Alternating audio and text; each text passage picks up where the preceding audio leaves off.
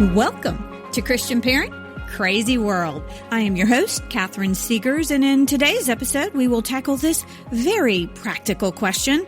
How can we get rid of some bad habits that are creating stress and costing us patience with our kids? Yep. Moms and dads, there are some very specific and practical things that we can do to produce some more peace in our crazy lives. My special guest today is going to share with us 5 very simple, very specific, very doable things that will help you to become a calmer, happier, more peaceful, and less stressed parent. You can't beat that for a free hour of your time. That's the plan for this episode of Christian Parent Crazy World. So let's get started.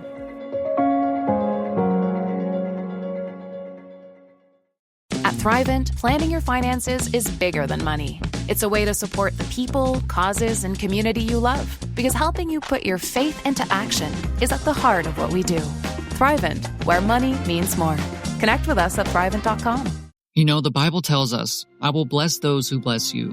That's not just a nice sentiment, it's biblical prophecy. And it's a commandment from God, it's a calling, and right now we're called to act.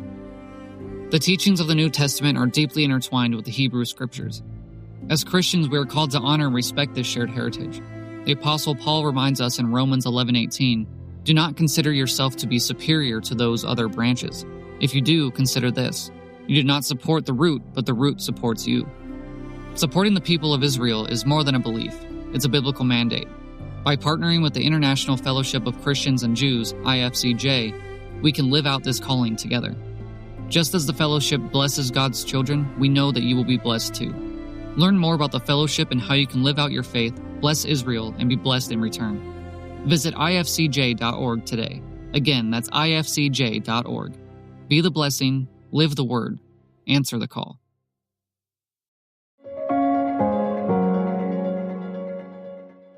This week on Christian Parent Crazy World, I'm bringing you a best of episode from our Golden Archives. One of those conversations worth hearing again and again, honestly, one that I definitely need right now in this incredibly stressful season of life. But don't miss what's coming next. I will be launching an incredible new series with Isaac and Emily Gay next week on the central role of creativity in our faith. You guys, this conversation is fascinating. In part 1, Isaac and I will lay a biblical foundation for creativity straight from Scripture. And then we're going to explore how for centuries the church stood as the driving force of beauty and creativity and culture, and why, sadly, that's no longer the case today. Then we're going to invite his beautiful wife, Emily, in for part 2 of that series, where we will talk about how the church can reclaim our culture through the arts by restoring artists as the evangelists we need. Oh, man, this series is so awesome, you guys. But now in this special best of episode, my guest is Elizabeth Andreyevskiy. Elizabeth is a stress coach for Christian moms. She is a mother of 4 young kiddos. I'd say she picked a rather advantageous profession, as 4 young ones will give you plenty of stress to practice with. And she is host of the Emotionally Healthy Legacy podcast. Elizabeth knows the value of emotional wellness in parenting and the impact that has on the family. She is all about helping moms prioritize their needs guilt-free, thank you very much, lower daily stressors, set healthy boundaries, and implement healthy habits. Specifically, she teaches moms how to overcome guilt and shame and manage mom rage. Mom rage? Mom rage. What in the world could that be? That is such an unfamiliar concept, like putting mom and rage right next to each other in a sentence. Hopefully she'll explain what that is. Okay, I'm sorry. Sometimes I crack myself up. But most importantly, Elizabeth believes that prioritizing your relationship with God can help to break destructive patterns like mom rage and lead to emotional wellness. That is why she is here today. So with that said, let's jump right in. Elizabeth, welcome to the show. I'm so excited to have you here.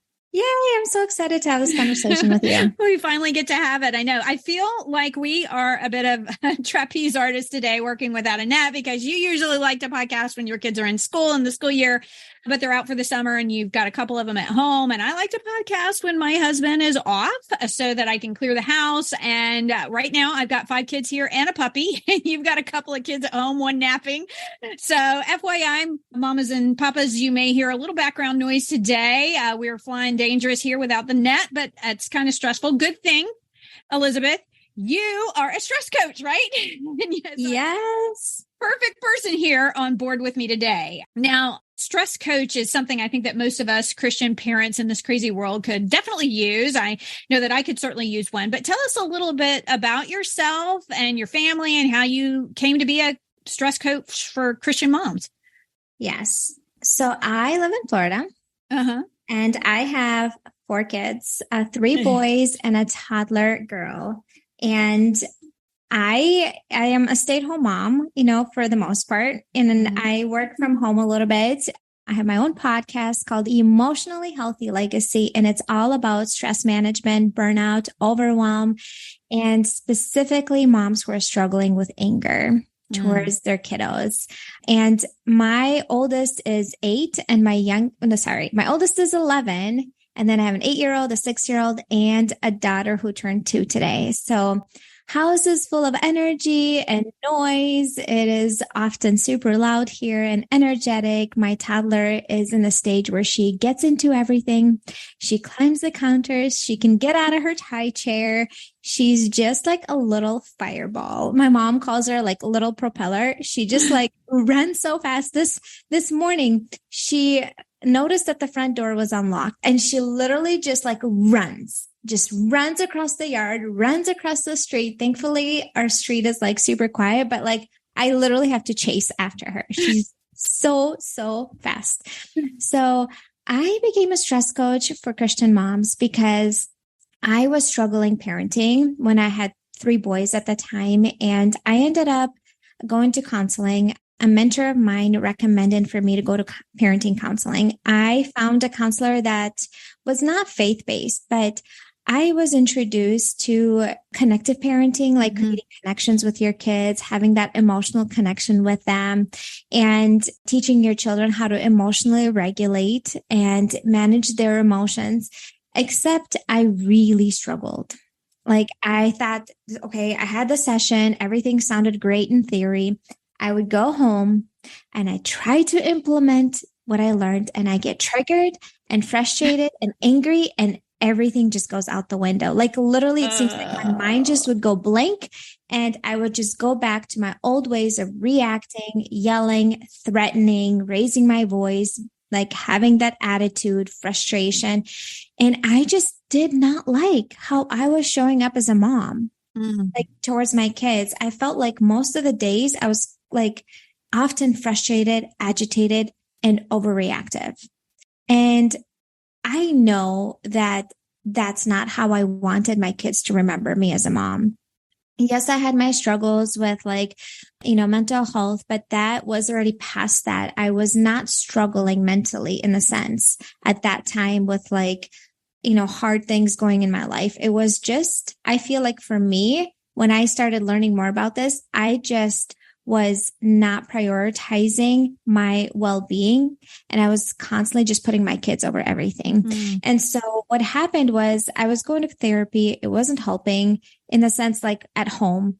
I was learning great things, but I couldn't implement what I was learning. And I ended up buying a course from an influencer, and it was about motherhood and about how to react less to your days, how to be more proactive within your schedule and just things that you do around the house, prioritizing your needs. And I did buy that course because it just really spoke to me. And I made a big shift. I started to get up in the mornings before my kids. All my kids slept through the night. I had no excuse not to. They went to sleep at 7:30. They got up at 7:30. And I started going to sleep earlier and getting up earlier. And I used that time to read the Bible. I used that time to journal. I used that time to literally sit there in stillness and just pray. just sit there in stillness, just absolutely like quiet for 5 minutes. You know, sometimes I would read a verse and just like meditate on it for a little bit.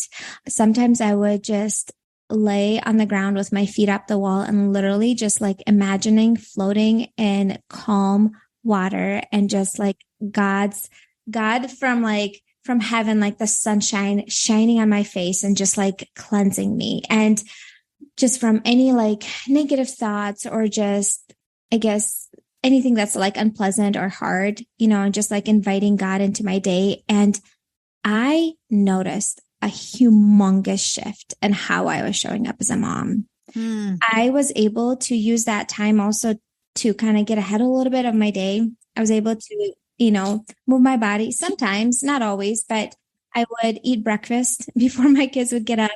And I started to surround myself with women and a support system that was supportive, you know, joining Bible study and then like following Instagram accounts that were life-giving instead of making me feel less than. And that's big, you know, and it was going really well.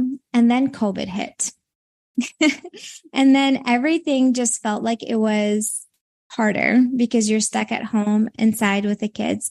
But I noticed that I was still able to stay sane and overall feel a lot more regulated and calm and patient because I was using that morning time to fill my own cup, to connect with God, to calm my nervous system, that when hard things came throughout the day, I was able to have a lot more tolerance in how I was handling those things instead of feeling like I wake up in a reactive mode and just reacting all day long.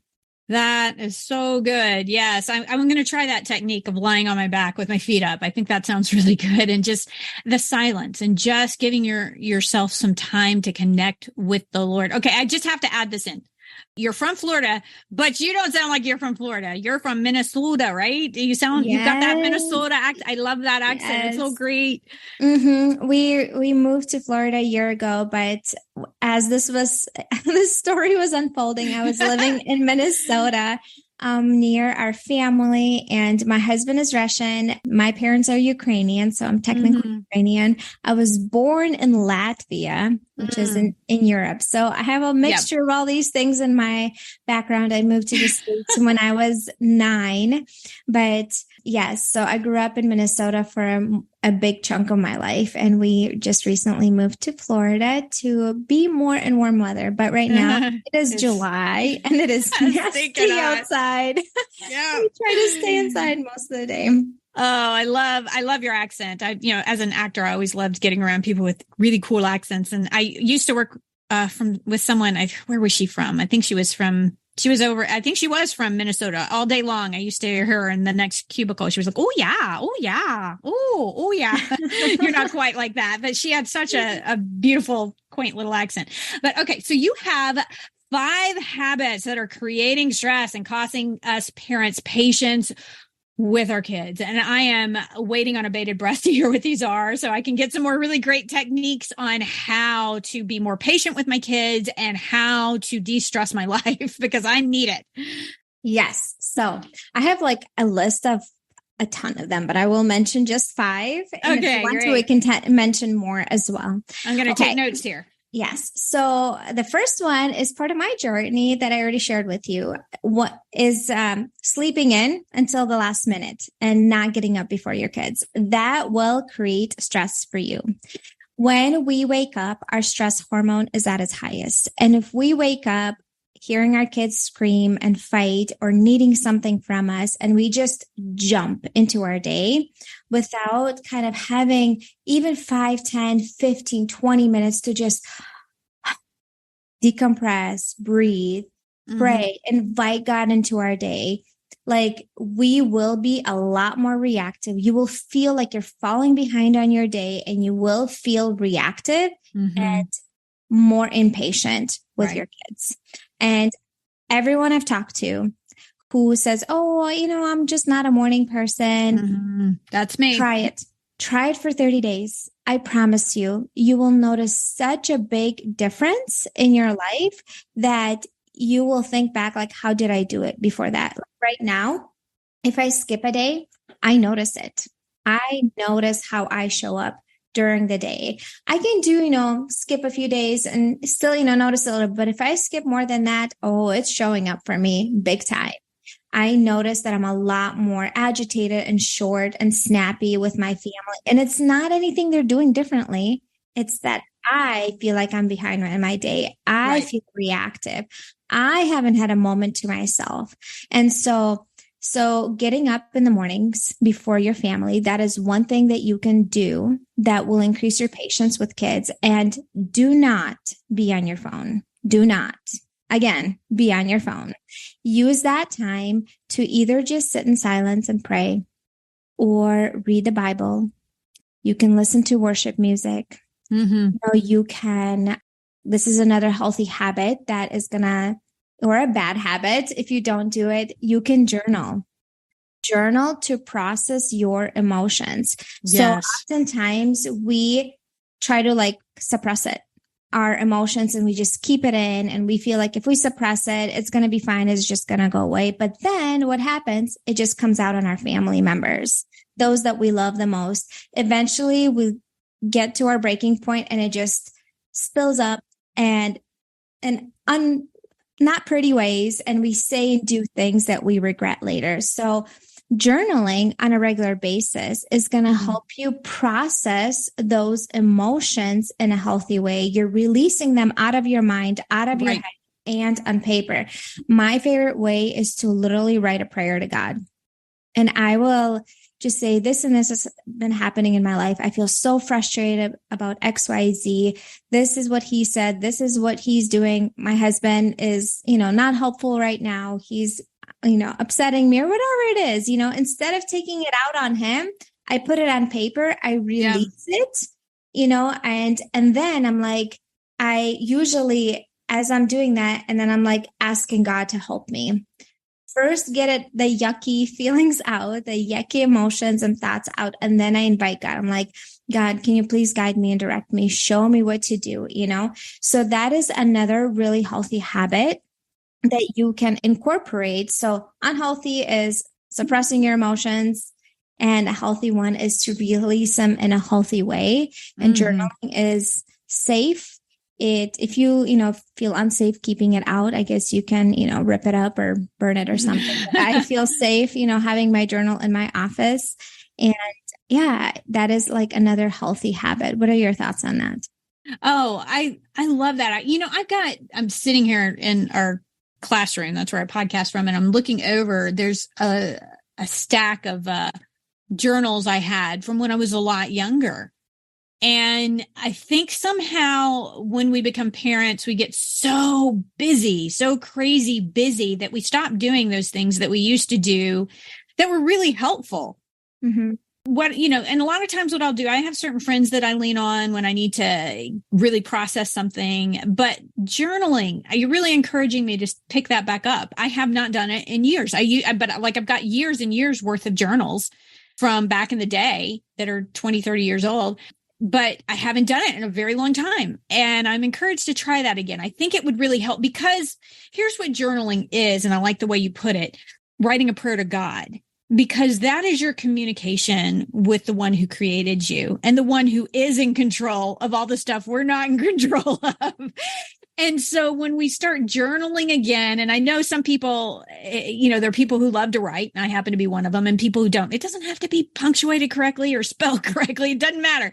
Just get something out. And for me, I type a lot faster than I handwrite, but so that's one thing. You could keep an online, a journal on your computer. I've got years worth of journals that I've kept there too, but I'm really encouraged by that. And the not sleeping in. I am one of those people who is not a morning person, but on those occasions where I've gotten up early and just had the peace of a sunrise, and just the world is quiet and just starting to wake up, there's some sort of a connection that I think you can have with your Heavenly Father at that point of the day that is just impossible to accomplish at any other time of the day, because it's just too crazy. It's just too hectic. And yeah, I can lock my room and Rome can be burning outside of it, which often happens, but getting up earlier and devoting that time to the Lord and spending time in prayer. And the one thing I do use my phone for, I don't use it like to communicate with anybody, but I'll turn on some worship music and keep it right there in my quiet time in the morning, which I'm encouraged by you also to make earlier than I have been doing. Sometimes I have trouble getting to sleep. I have some sleeping issues. And so sometimes I sleep in a little bit later than I want to because I couldn't fall asleep till 3 a.m. or something. But hopefully maybe some of these other techniques will help me de-stress enough where I can get my brain to go to bed earlier. So I think those are the first two. Stop sleeping, to get up earlier before your family and spend your time with the Lord and start journaling again. That was the second one. Was that an official one or was that That's an official one? Yes. I think it's great. I think that's awesome. I'm kind of encouraged to start doing that again because we're going through some stuff right now that's very, very stressful. And I'm praying to the Lord, but I think somehow getting it out on paper and working through it there, I think would be really helpful. I love that idea. Keep them coming. What else you got? Yes. And I'll tell you that when you're going through something hard in your life, that's when journaling is even I feel like it's even more effective for me because it's just oftentimes we just keep it in our minds, right? Or we take it out on other people, but it's a safe place to just put it on your journal. And literally, I love writing out prayers to God. It's you're and you know how David, that's what he did in Psalms, right? He was just writing it out on paper, those prayers to God. So that is what that is. Yes. That was the Psalms are David's journal, really. Mm-hmm. And you know what? This just reminded me. So I'm going through a difficult season with loss and in some of our friendship circles. We had a couple of friends who passed away recently. And, we were really praying for a different outcome there, that the Lord would heal them here on earth. And then I just recently found out that a friend of mine who was very instrumental at a point in my life when I really needed a word from the Lord to step out in faith, to believe God for our fifth child was what she really helped me with. Well, she was a mom with 5 kids and she passed away last month of cancer. I'm sorry. And I know, tragic. Well, it was probably about 4 or 5 years ago, a very similar situation happened. Another friend, a woman that I went to graduate school with, her name is Susan, homeschooling mom, 5 kids, and really believing God for healing. She had cancer and the Lord took her home. And from that experience, I did journal. Actually, it started off as a journal where I was just writing to get those words out. And I wrote this piece. It was called God is Good, but This Isn't. And I just really wrestled with it on paper. And it ended up, I sent it to a website called Encourage. They do women's devotionals and they published it. And then they contacted me and actually paid to have it published in a book. It was a devotional book for when life isn't okay. And so it was actually one of my first big published pieces that came from a journal right there. That may not happen to everybody, and it hasn't happened to me since, where I've had a lot of other stuff published since then, but that was really the door that opened up journaling actually opened up a door to a whole new vocation for me as I started writing again from that journal entry of processing the disappointment and the frustration and the kind of anger at God. I would have done this differently, God. I would have healed this person. Why didn't you do this? And then God brought me to this place where I realized some of our answers aren't the right answer because I wouldn't have had Christ die either. And then all of humanity wouldn't be saved. So I don't have the answers. He does. And wrestling with that and journaling started a whole new life for me, actually. So you're onto something here. You are definitely onto something. It's a healthy stress reliever because we all will have stress in our lives. Stress is unavoidable. There's stressors in our control, and then there's stressors out of our control. Mm-hmm. And this is just a healthy way of releasing stress. Yes. So then you don't take it out on your children. How many times you are having tension with your spouse and you're kind of upset with them, and then you're snapping at your kids, right? Right. And your kids are just being kids, right? They're not even doing anything wrong. They're just being normal kids, and you're overreacting at them because you're upset with your spouse and you have unprocessed emotions. And that's why journaling is a very great and safe way to do that. And so the next one is a really easy one that you can start implementing today. It is A bad habit is being on your phone a lot and just having so much overstimulation from your phone. So our phones are designed to keep us addicted to them, right? They're just designed that way. So there's a few things that you can do is turn off all notifications. Just turn them all off. Maybe leave, if, for your spouse, for the text messages to come through, or your parent or something like that, somebody who's really important, unless you have a job, where you have to respond to but typically people will call you if it's important, right? It's not going to be, a group text or something like that. So turn off all notifications, turn off all notifications on all the apps, all social media, turn it all off. So even if you open your phone, there's no red mark there, nothing, unless you open the app. And then you see, oh, somebody sent me a message. So there's no dinging, there's no vibration, nothing on your home screen, nothing. You will notice significantly how much less overstimulation you have. Oftentimes we feel frustrated and impatient with our kids. Let's say we're making dinner, right? We're multitasking, and then our kid comes up and they have a meltdown and they have a conflict with their sibling. And then your phone is dinging because you're in a group chat, right? And then you just want to, and then you're that dopamine hit that we get from that ding, we want to check, oh, what's going on? Yeah. There's some heated conversation there or whatever. And then we just want to shoo our kid away and be like, just stop crying, get away from here, go solve it on your own. And then we kind of yes, there's a time and a place for that, but then we kind of create that rupture in that emotional relationship with our child, right? And then we overreact with impatience. So our phones are really one of the biggest things that cause overstimulation nowadays, scrolling on social media a lot. And then how many times are you just scrolled for an hour on social media, and then your kids come up and they want something and you just want to they're annoying and you want to shoo them away because you're just addicted to that scrolling. And it's not your kid. Your kid might actually have a legit issue that they need your support with. It's our phones. And so having app limits on your phone or downtime, my phone, apps turn off and shut down from 9 p.m. till 7:30 a.m. And having a limit, if you do social media, do a 30-minute limit a day or 1 hour a day. That's plenty of time.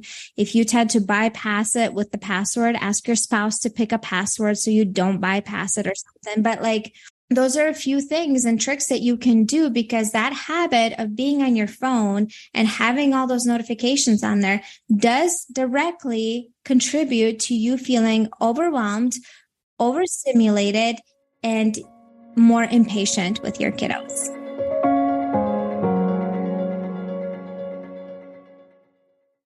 At Thrivent, planning your finances is bigger than money. It's a way to support the people, causes, and community you love, because helping you put your faith into action is at the heart of what we do. Thrivent, where money means more. Connect with us at Thrivent.com.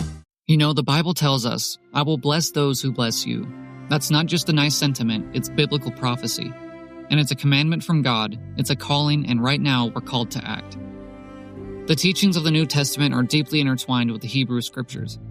As Christians, we are called to honor and respect this shared heritage.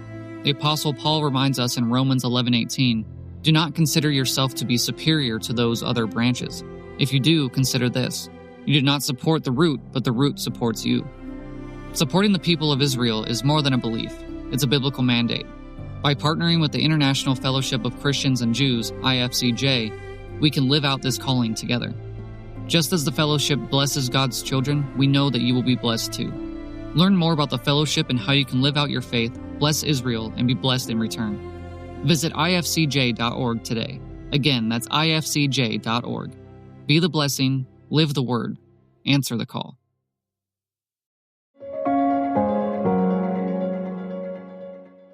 I think also, in addition to that, all of that is true, but what are you teaching your kids when you're always on your phone?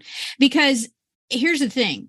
Hopefully, if you're tuning into this show, you're mature in your faith, or you're growing in your faith, and you have some limits on the sort of things, maybe it's a nuisance thing or just curiosity things, and you're on other people, looking at what other people are posting on social media. But phones are downright dangerous in the hands of kids quite often, because this kind of stuff they can get into on their phones, and they see mommy or daddy always on the phone.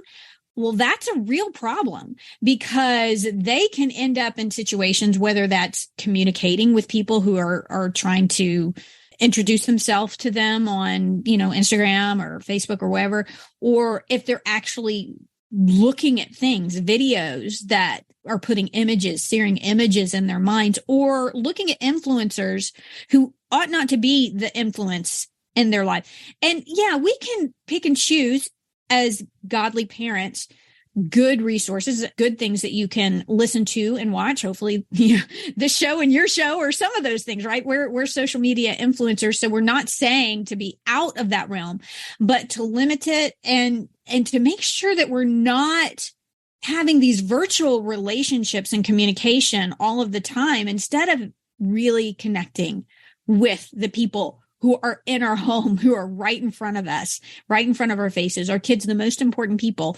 And so, yeah, I totally agree with that. I tend to not have issues with, I kind of hate phones and don't end up doing that. I know that a lot of moms, though, do love them and are on them quite frequently. And I get it, because it's very stressful being a parent. And we kind of want an escape. And I find my own escapes. Usually my phone isn't one of them. I have my own things that I kind of use to escape that I probably shouldn't. Phone doesn't tend to be one of them, but for a lot of moms and dads out there, it is. It's an escape out of a lot of the stress that we have in the home. But what you're saying, and I think you're identifying very clearly, is it's creating stress. It's creating stress in us, and we need to get off of it and really connect with the people who are right in front of us. And if we need to have that distraction or that de-stressor, to find something a little bit healthier than spending hours of your time every day on the phone. So I think that's a great pro tip there. Yeah. From a stress coach. Yes. And may I add is that if you do get up in the morning before your kids and spend time with God, and you do start journaling in the mornings on a regular basis, you will not have the need to escape on your phone as much, because you're constantly going back to the source, and you're processing your emotions in a healthy way on a regular basis. You're not waiting until you're all stressed out and burned out to do something about it. You're regularly releasing that stress in a healthy way. Spending time with God is very calming and stress relieving to the nervous system. Also, journaling is the same thing. And you're doing that regularly, that your phone isn't as much, like, you won't be drawn towards it as much to escape when you're feeling uncomfortable or overwhelmed or stressed out. So that is just something to keep in mind. Yeah. All righty. So we've got number 1, get up early. Number 2, journal our thoughts. And number 3, limit our screen time. So let's keep going here. What do we have next? Okay. And so number 4 is a habit or mindset, I guess. It is being overscheduled. Just feeling like you have to constantly be busy to be a good mom, to be productive. And what happens is you will probably, like, if you play out the scenario, you're constantly going from one thing to another. You have no moment to decompress in between. You're rushing your kids from one place to another. Your child is having a hard moment. They're having a meltdown. You're just getting so frustrated and impatient with them. Why? Because you're running late from this thing to another thing, and you snap and you yell and you raise your voice and you get angry. And I believe that we need to have room in our schedule, have white space in our weekly schedule to decompress and recharge. If we are overscheduled, we will experience times where we are a lot more impatient. Part of feeling easily frustrated and agitated oftentimes is because you're burned out, because you're overwhelmed. And where's that coming from? Because you're overscheduled. Maybe it comes from being a people pleaser and just doing everything for everyone else and feeling bad to say, no, I don't have time on my schedule for this, or I cannot devote the time that it deserves, or whatever it is, And so we get burned out and overwhelmed because we're overscheduled, or we feel like our kid's going to miss out on XYZ. And so we have to have them in all these activities. And again, we're overscheduled. We're running from one place to another. We have no moment to decompress. Our kids don't have a moment to decompress. Everybody's emotionally high. Everyone's overreacting. Everyone is screaming and yelling. And then this is like this turmoil and this negativity is filling your home. And I truly believe the enemy is using our mentality, like I think it's a world mentality even, to always be busy, to make sure you don't miss out on all these activities. You're going to have to miss out on some good things in order to create space for your family, to be more patient and calm with your kids. You're going to have to say no to things. I have to say no to things a lot. So then I can have that space to have an evening off and go on for a walk with my family and use that time to connect with my kids. And I truly believe that overscheduled is one of the tactics the enemy uses to, mess with families and create more frustration and anger, irritation, annoyance, and really rupture relationships in the long run. Yeah. What do you think? Oh, I totally do. You remind me of something that happened to me. And actually, we had a lot of family in town this last weekend because my niece got married. And we were talking about how people recharge. And it was interesting because I have some family members that are kind of more introverted, but they said that we usually recharge in two ways. Sometimes we recharge through relationships, and I do that as well. But some people like me, I'm actually more extroverted. I'm pretty outgoing, but I recharge my batteries in solitude. I need my walks. I go out actually for runs. That's a rather generous term. I'm not quite walking. It's probably a slow jog. But I go out for long jogs and, I'll go like 4 or 5 miles and just recharge. I need that time of solitude. So understanding who you are and how to recharge and not scheduling yourself so much. I've had situations. I can remember one time I think it was last year. I think I probably shared it before. There was a big family outing where everybody was supposed to go to the park on a Sunday night. And it was the end of a busy weekend where we had been in baseball tournaments and going to all of these other events that we had to be at. And then of course we had church, and then we had, I don't mean to make it sound like church is a chore, but it's just, there's so many things we were going to. And then we had to go to this thing. And it was the thing I was supposed to do on paper. And everything inside of me screamed, no, I need some time just to recharge. And so I felt, I don't know why. Why did I feel so guilty? I felt so guilty staying at home, but I stayed at home. The rest of the family went. I sat on my back porch and read a book. And after doing that for a couple of hours, I realized, oh my gosh, that was medicinal. I needed that no. And it's hard to say no to all of the things because we want to take our kids here and shuffle them there. And we want them to be happy and fulfilled. And we want them to have all of these relationships and all of the things that we do for them. But we need to put that margin in our schedule for the downtime. I'm starting to realize, and I'm a good bit older than you, but I'm starting to realize that I have to have that. I have to have those moments of solitude. I have to have those moments where I can just read. I have to have those moments where there's nothing on the schedule. And that requires us to say no and to not over schedule ourselves, like you're saying. So I think you're spot on there. Yes. Just because there's room on your schedule doesn't mean you have to fill it up with something. Yeah. And I believe that oftentimes, how when we feel overwhelmed and stressed out, how does it come out? We're agitated, we're frustrated, we're snappy, we are having attitude towards our kids. Our kids are the same way. Literally, they're the same way. And then we try to punish them, giving them all these punishments, when in reality, they're just overstimulated.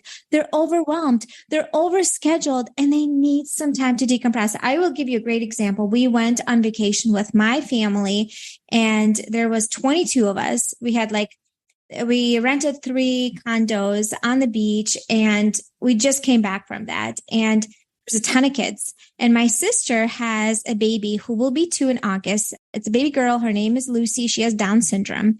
But Lucy loves to be by herself. and loves to have alone time to decompress and recharge. And if she's surrounded by people and other kids for more than a couple hours, she starts to melt down. She's starting to have, she's overwhelmed. She's overstimulated. She's crying a lot. She really doesn't like it. And she's the same way at home if they go to someone's house, and the same way here. And like back in the day when I was a kid, what did our parents do? They just spanked us because they didn't know any better. Well, and then now it's like my sister's like, no, she's just overstimulated. Everybody went to the beach. Everyone's like playing in the sand and the beach. She's just sitting under the, canopy and just by herself with like my grandpa next to her, just sitting there playing with one toy for a whole hour, just by herself, happy as a clam, smiling. Yep. We all got back. She's in a good mood. That was me. Yes. That was me in my book that night. Yes. Yeah. All needed was some alone time to decompress. And if you are overscheduled, you're not going to have alone time to decompress. Mm-hmm. You have to look at the schedule, look at the things that you have, and you're like, okay, what is life giving to me?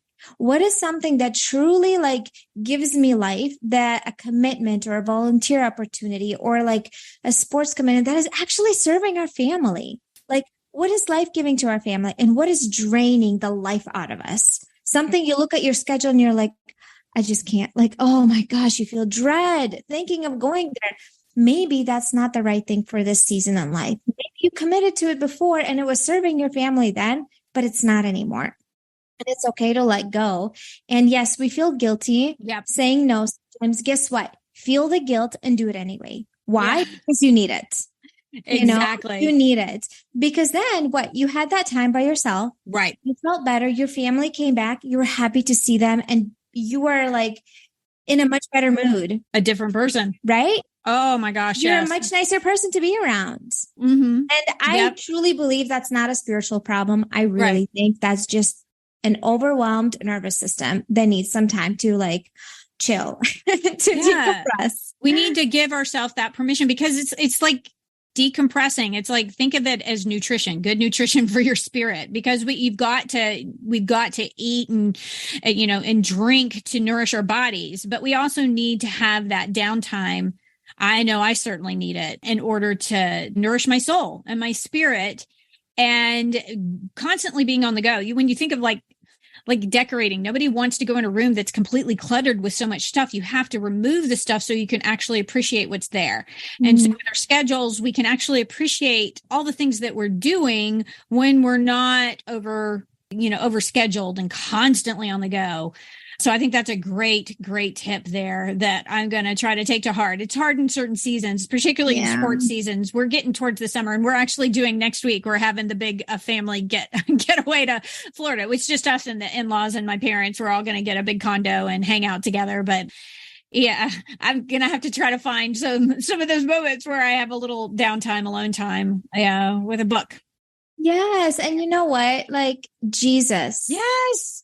He went to be by himself and connect with God. Like you have a limited amount of energy, and everything, like all those sports activities, all the commitments are in the house, all the mental to-do lists, giving time to your kids and their emotional needs, giving time to your spouse and their physical needs, like all of that, like drains you. It takes from you. You have to replenish that. You absolutely have to. Jesus literally would leave crowds and go and be by himself for a while to like decompress, to connect with God, to just be in silence. Like, who are you? Are you better than Jesus? Are you stronger than him? You're not, like that is so true. He did. And he didn't have smartphones and iPads and all of this stuff that we have to deal with, and Instagram and Facebook and all the stuff we have to deal with in our lives. And I'm not saying he didn't have a hectic life. Nobody had, put on him what he had. He had the sin of the world put on him. But at the same time, he recognized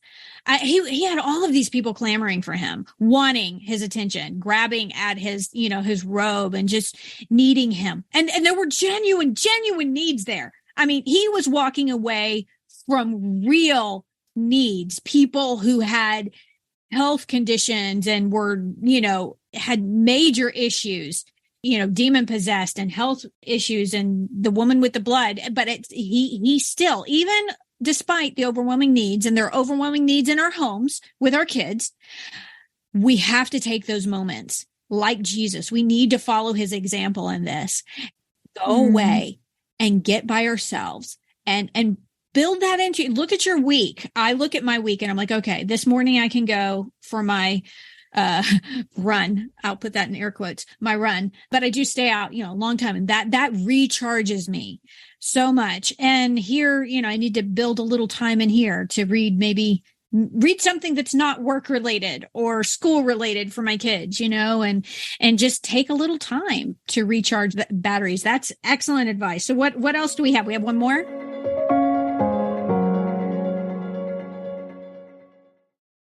For some of us, personal finances aren't just personal. They include loved ones, neighbors, the communities we call home, and the causes we hold in our hearts. At Thrivent, planning your finances is bigger than just money.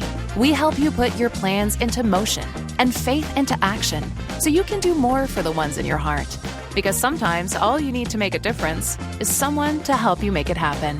Thrivent, where money means more. Connect with us at Thrivent.com. The Bible tells us, I will bless those who bless you. That's not just a nice sentiment, it's biblical prophecy. And it's a commandment from God, it's a calling, and right now we're called to act. The teachings of the New Testament are deeply intertwined with the Hebrew Scriptures. As Christians, we are called to honor and respect this shared heritage. The Apostle Paul reminds us in Romans 11:18, do not consider yourself to be superior to those other branches. If you do, consider this. You do not support the root, but the root supports you. Supporting the people of Israel is more than a belief. It's a biblical mandate. By partnering with the International Fellowship of Christians and Jews, IFCJ, we can live out this calling together. Just as the fellowship blesses God's children, we know that you will be blessed too. Learn more about the fellowship and how you can live out your faith, bless Israel, and be blessed in return. Visit ifcj.org today. Again, that's ifcj.org. Be the blessing, live the word, answer the call. Hey, mamas and papas, if you want to know why you have felt like the vital work you do as a mom isn't enough in today's world, you need a copy of my groundbreaking ebook, Beyond the Lies, Uncovering 5 Myths Our Culture Spreads to Mothers.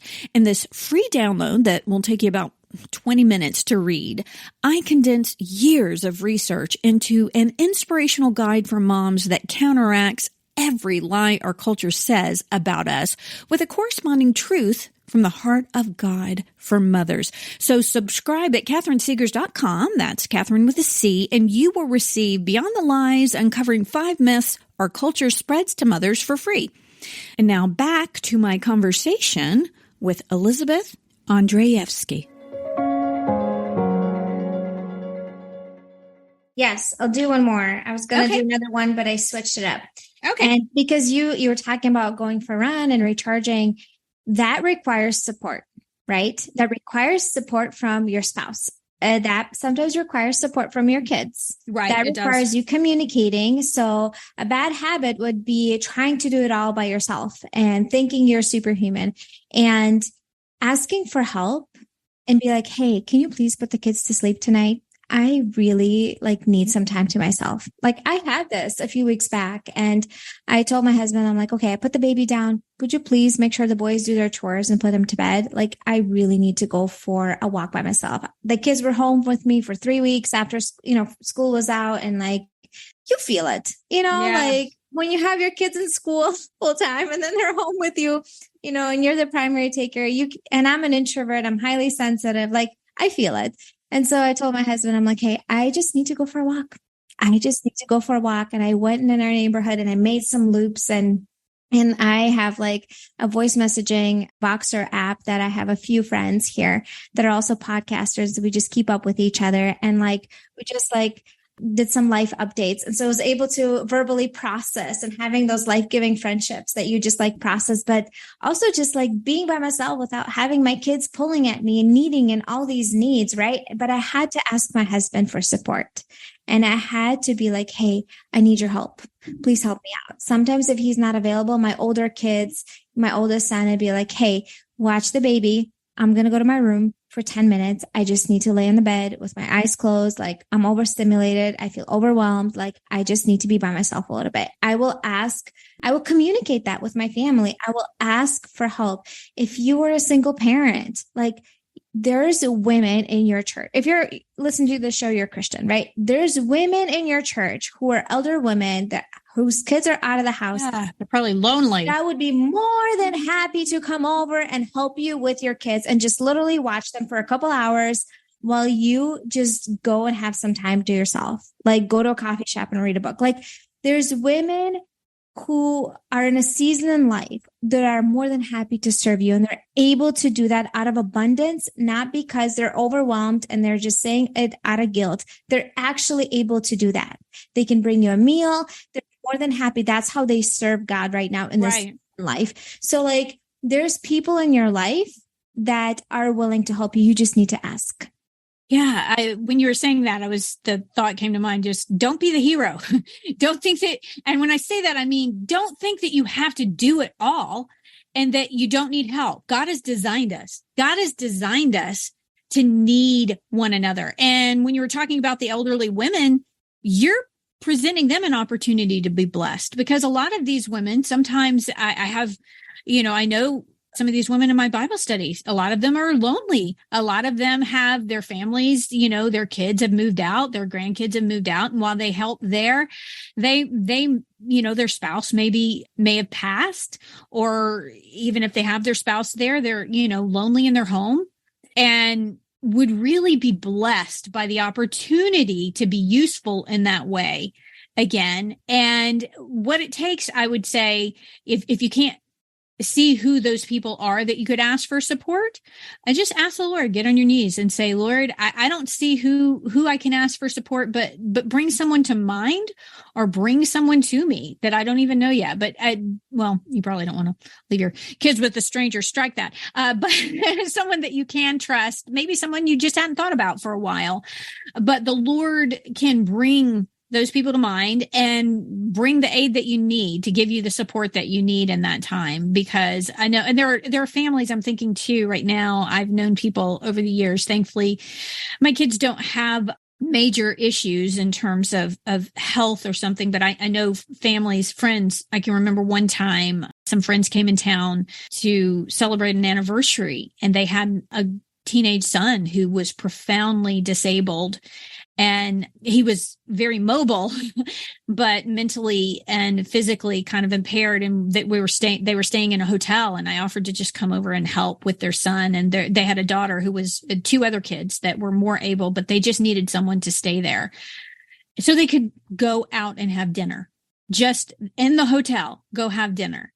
And what a blessing that was to them. I was just so honored that I was able to do that for them. And I get it, because I know I talked to them about their life, and I don't want to make it sound like it's simple, because they had family that just wasn't willing to help with, and they were like, they could not remember the last time that they had gone out for a meal like that. And it brought me to tears, because I didn't live in the same city with them. Otherwise I would have made a standing date. Hey, you guys are going out. But, looking, and even maybe you can be that answer for somebody else, and then they can turn around and be that answer for you sometimes. So asking the Lord to provide that support, and asking for it. Like you said, that's really hard for some people to do. Some people, it's not so hard, but there are people that just, they don't. And it comes hard, and it kind of comes hard for me to reach out and say, I really need some help here. But yeah, there was a mindset shift that I had to make when it came to asking for help. It's like, asking for help is a way for me to support myself, so then I can show up as a better mom for my family and a better wife, right? Like, nobody benefits if you're running an empty, burned out, overwhelmed, and stressed out. Like, nobody in your family benefits from that. And nobody suffers if you take time for yourself and you are recharged and restored, right? And you show up as a calm, peaceful, and present mom. Nobody suffers from that. And in order to do that, you need to create time and space for that. Maybe changing some of your habits and getting up earlier in the morning. It could be, changing some phone habits, right? It could be asking for support. It could be, creating healthy habits with like journaling and processing your emotions. Like, those are healthy things that you can add to your life. But you first have to let go of some things that are not serving you. Like if I talk about like all these good things, you might be like, oh, it's just more things for me to do. But no. Pause for a minute. Like what can you let go of that is draining the life out of you right now? That is not from God. That is not serving you. Just because it's a good opportunity doesn't mean it's like it serves you well right now and your family, and it's good for your mental health and your family's well-being. Just because it's a good opportunity. Like my friend Sandy Cooper, she was telling me how like she's a blogger and she's been doing it for many years. And she said, when my kids were little, she's like, I had to say no to a lot of things. She's like, I had to in order to be that present mom that I wanted to be for my kids. And I don't regret it now. She's like, now I have a really good relationship with all of them, but I had to create that space and say no to a lot of opportunities that were even good opportunities. And I missed out on them. And so that's kind of my encouragement for you is as you're listening to this, you will probably have to say no to things that might be great opportunities. So then you can create that space for you and your family to have more peace and calm in your home and not just be hectic and running and going and overreacting and screaming and yelling and rupturing those relationships with your kids. Right. That is beautiful. That is wonderful advice from a stress coach that clearly knows what she's doing. I cannot thank you enough, Elizabeth, for helping us deal with the bad habits that are causing all kinds of stress in our parenting and in our homes. I don't personally struggle with any of that. Not just kidding. But I'm so glad we could have all of the other parents out there that are struggling.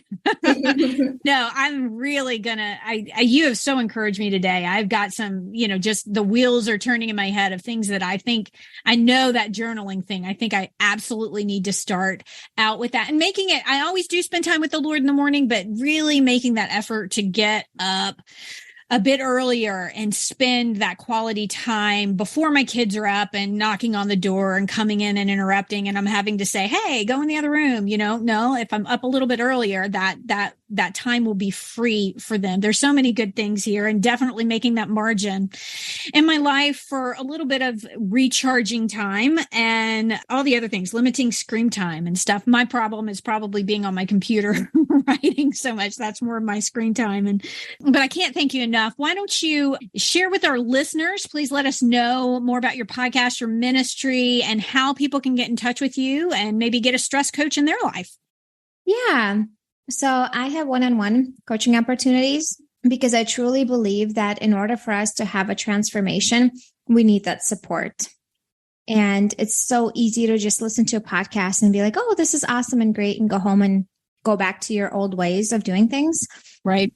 The times I experienced big changes in my life is when I had support, not just trying to do it on my own. So I have one-on-one coaching opportunities. And then I have an amazing podcast called Emotionally Healthy Legacy. And it's a lot about the things that we talked about today. Yes. I've listened to a few of your episodes. They're really, really helpful. You've got one out right now on people pleasers and dealing with bitterness and resentment and anger control. Whoa. Yes. I don't need that. Again, that's for the other parents out there that might need that. But, if that's your thing, but I might be checking that one out as well. Like, you did one recently on controlling your kids. Holy cow. How necessary is that? So you're covering a lot of topics that I think parents, my listeners would be interested in as well. So definitely check that out. Where else can they find out more about you? What's your website? So my website is emotionallyhealthylegacy.com. And then I have a free resource that I will send you over. It's 5 ways to calm down when you're feeling triggered. Yes. And so when you are in that moment, when you feel overwhelmed and frustrated and feel like you're about to explode, what do you do instead of blowing up at your family? So how do you calm your mind and body during that time? So I will send that over to you and you can add it to the show notes. And that'd be great. Yes, definitely check that out. I'll put that on Life Audio and on my website. There you have it, moms and dads. If you need some help to de-stress, to find patience, and to employ some better habits in your parenting, check out Elizabeth's website and her podcast and consider using her services. I think it would really help you out. Thank you so much for being here today, Elizabeth. I know it's helped me a lot, so I know it's going to help my listeners. Thanks for joining us and sharing those pro tips with us. You're so welcome. This was an honor. loved this conversation. I so needed it. And by the way, I have been journaling a lot since this episode first aired a couple of years ago. It is such a major de-stressor for me. I just start off my entries as a letter to God. I say, Dear Lord, or Dear Heavenly Father, and then I pour out my heart to Him. You should give that a try. It never fails. When I get all this pent-up emotion out on paper, I feel so much better, so much more peaceful and calm and filled with faith. You guys should give that a try. And again, be sure to tune in next week when Isaac Gay will make a powerful claim that beauty is the apologetic of the hour. When arguments fall flat and moral reasoning is ignored, beauty still gets through. It slips past our defenses. It softens hearts. It awakens the soul.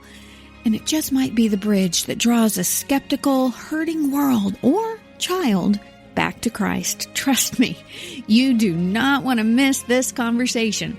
We'll see you then. I want to thank you for joining me today. Look, I know there are a lot of things you could be listening to right now, and I really appreciate that you took this time to spend with me. I hope you will join me for my next podcast when we take aim at some aspect of our culture that threatens to derail our parenting and steal our kids' faith. If you enjoyed this episode of Christian Parent Crazy World, would you consider telling a friend and sharing it on social media and giving it a good review over on Apple Podcasts and Spotify and following me on Facebook and Instagram? Oh, and maybe you could say that Christian Parent Crazy World is the best podcast you've ever heard in your entire life. Just a thought. And be sure to check out my website, which is CatherineSeegers.com. That's Catherine with a C. I have lots of articles and resources there that will help you on your parenting journey. And if you subscribe, I will be sure to send you some really cool free stuff and notify you of future podcasts, articles, and blogs. I want to end this and every episode with a word of encouragement. God gave you your kids, your specific kids, for a reason. That's because you hold the key to unlocking who God created them to be. We'll see you next time.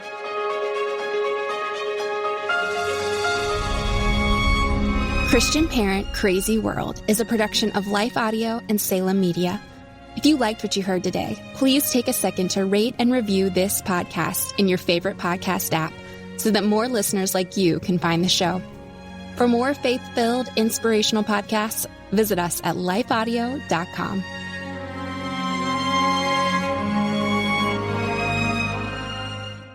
Hey there, it's Nicole Eunice, host of the How to Study the Bible podcast, where every single week we join together to encounter God through His Word.